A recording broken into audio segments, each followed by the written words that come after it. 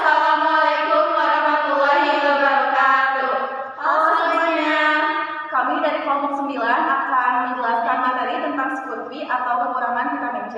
Sebelumnya perkenalkan, nama saya Rizky Jahra, nama saya Widhi Salihah, Nama saya Hasnul Nabila, nama saya Syafila Bahra, dan saya Sania Trisna Dewi. Selamat menyaksikan.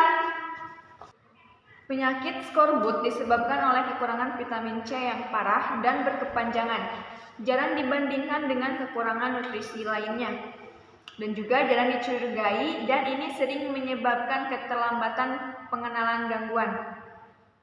Anak-anak dengan kebiasaan makan yang tidak normal, penyakit mental, atau cacat fisik rentan terkena penyakit ini. Spektrum penyakit kudis cukup bervariasi dan mencakup manifestasi dermatologis, gigi, tulang, dan sistemik. Untuk pengertiannya, scurvy sendiri adalah penyakit yang disebabkan oleh kekurangan vitamin C yang kronis, jarang dibandingkan dengan kekurangan nutrisi lainnya, dan juga jarang dicurigai dan sering disebabkan keterlambatan pengenalan gangguan. Diagnosis dini dan pengobatan yang tepat umumnya memberikan hasil yang memuaskan. Kami mengulas secara singkat peranan vitamin C, berbagai manifestasi penyakit, dan pengobatan penyakit kudis untuk menciptakan kesadaran akan penyakit yang masih dilaporkan dari negara kita meskipun secara sporadis.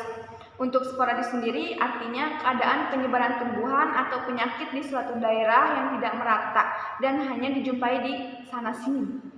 Vitamin C dan perannya dalam tubuh. Vitamin C adalah nutrisi penting bagi manusia dan sangat erat kaitannya dengan pemeliharaan jaringan ikat antara sel, osteoid, dentin, dan kolagen.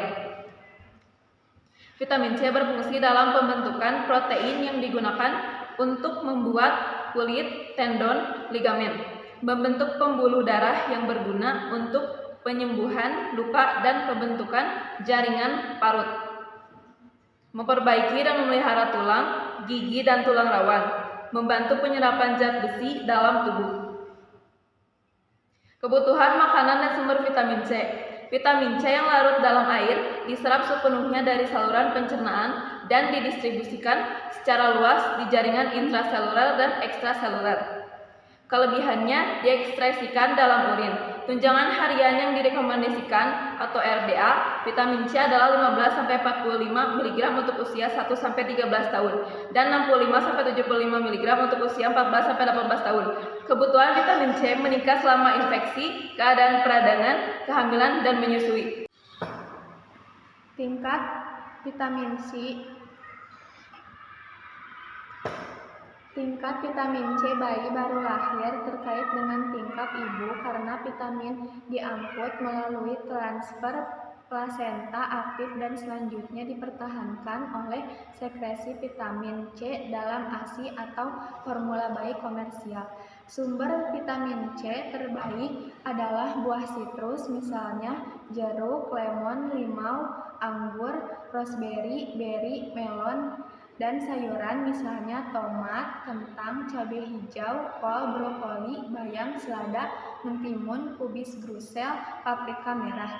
Susu manusia kaya lebih vitamin C daripada susu sapi. Banyak makanan bisa kehilangan kandungan vitamin C karena dimasak, disimpan, atau teroksidasi. Praktis tidak ada penyimpanan dalam tubuh manusia. Konsentrasi plasma berhubungan dengan asupan harian, namun beberapa jaringan membawa konsentrasi yang lebih tinggi. Misalnya sel darah putih, kelenjar adrenal, kelenjar hipofisis. Kekurangan vitamin C menghasilkan presentasi klinis penyakit kudis, penyakit defisiensi nutrisi tertua yang diketahui. Kondisi yang mirip dengan penyakit kudis diketahui oleh orang Mesir kuno. Pelaut Inggris tahu bahwa penyakit itu bisa dicegah dengan mengkonsumsi jeruk nipis segar. Namun pada tahun 1753, intensi tersebut kemudian dikenal sebagai penyakit kudis dan pencegahannya dengan buah jeruk dijelaskan oleh Sir James Lind dan asam ascorbat pertama kali diisolasi pada tahun 1928. 7 bayi yang beresiko termasuk mereka yang diberi susu evaporasi atau rebus, makan daging eksklusif, dan anak-anak dengan pembatasan diet karena gangguan neuropsikiatri atau perkembangan 7,12-14. Kondisi medis lain juga dapat mengurangi penyerapan vitamin C dan atau meningkatkan jumlah yang dibutuhkan oleh tubuh. Anak-anak dengan sindrom malabsorpsi usus dan beberapa pasien kanker mungkin beresiko tinggi kekurangan vitamin C. 12 konsentrasi vitamin C yang rendah juga dapat terjadi pada pasien dengan penyakit ginjal stadium akhir yang menjalani hemodialisis kronis atau pada diet ketogenik. Kadang-kadang direkomendasikan untuk mengendalikan status epilepticus refractor. Epilepticus refractor yaitu tetap berlanjut walaupun telah diberikan terapi dan benzodiazepin dan satu jenis obat antiepilepsi. Gambaran klinis penyakit kudis, bahkan asupan vitamin C yang tidak teratur atau tidak memadai selama 8-12 minggu dapat menyebabkan gejala klinis.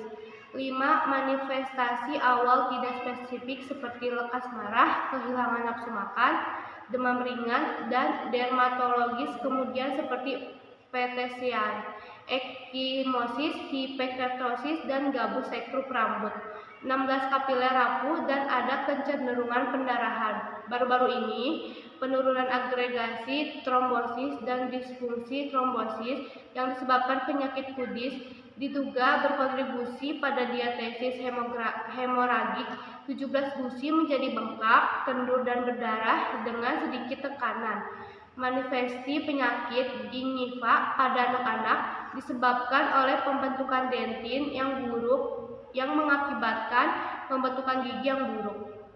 Perubahan tulang biasanya mengikuti perubahan klinis, namun penyakit tulang dapat menjadi presentasi yang lebih sering, membawa anak ke perhatian medis.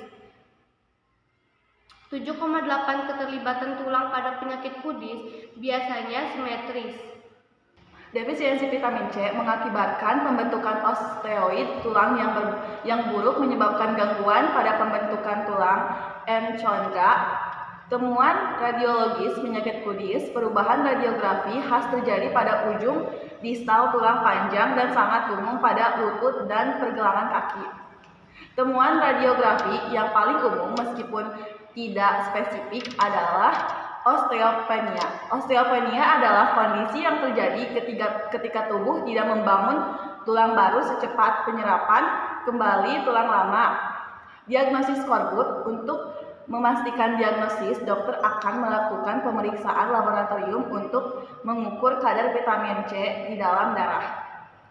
Perawatan bayi dan anak-anak biasanya diobati dengan vitamin C 100-200 mg setiap hari dan orang dewasa 500-1000 mg per hari setiap hari selama 1 bulan atau sampai tanda dan gejala klinis pulih sepenuhnya.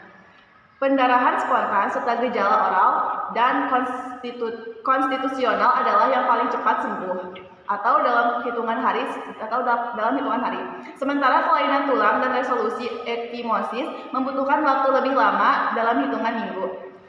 Sering dengan terapi vitamin C, pengobatan sistematik juga harus diberikan dalam bentuk analgesik dan istirahat pada bagian tersebut melalui splintage.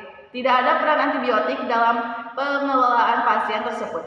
Kesimpulannya yaitu, meskipun penyakit langka, penyakit kudis dilaporkan lebih umum dari negara-negara berkembang, di mana malnutrisi cukup lazim karena penyakit kudis dapat muncul dengan sendirinya dalam berbagai bentuk dan dapat menyerupai presentasi sejumlah penyakit umum.